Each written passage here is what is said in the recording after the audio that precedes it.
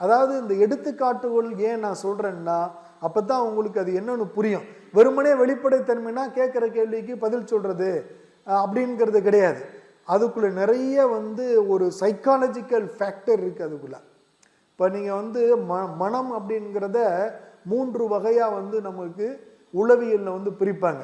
ஒன்று conscious mind, இன்னொன்று subconscious mind, இன்னொன்று அன்கான்சியஸ் மைண்ட் அப்படின்னு ஒரு 3 இது இருக்கு. சப்கான்சியஸ் நமக்கு தெரியும், கான்சியஸ் ரெண்டுமே தெரியும். அன்கான்சியஸ் நம்ம அறியாமல் நம்மளை வெளிப்படுத்துகின்ற ஒன்று.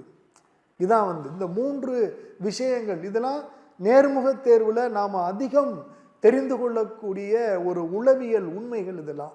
அந்த உளவியல் தெரிந்தவர்களாக, ஏன்னா உங்களுக்கு நீங்கள் நிறைய டீச்சர் ட்ரைனிங், இந்த டிஇடி இந்த மாதிரிலாம் இது பண்ணவங்க இருப்பீங்க, டீச்சர் ட்ரைனிங் படித்தவங்க இருப்பீங்க, உங்களுக்கு பிஎட் எம்எட் படித்தவங்க இருப்பீங்க, எம்ஃபில் படித்தவங்க இருப்பீங்க, இந்த மாதிரிலாம் பலர். உங்கள் எல்லாத்துக்குமே பார்த்தீங்கன்னா எஜுகேஷன் சைக்காலஜி அப்படின்னு சொல்லிட்டு ஒன்று இருக்குது. இதெல்லாம் நீங்கள் படிச்சுட்டே இருப்பீங்க.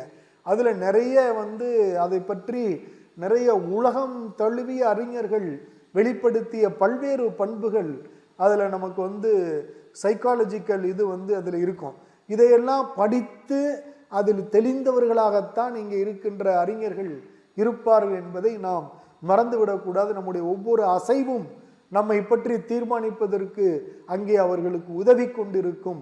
நான் மறுபடியும் சொல்கிறேன், நம்மளை ரிஜெக்ட் பண்ணுறதுக்கு நாம் காரணமாக இருக்கக்கூடாது. அதுதான் நான் சொல்கிறது.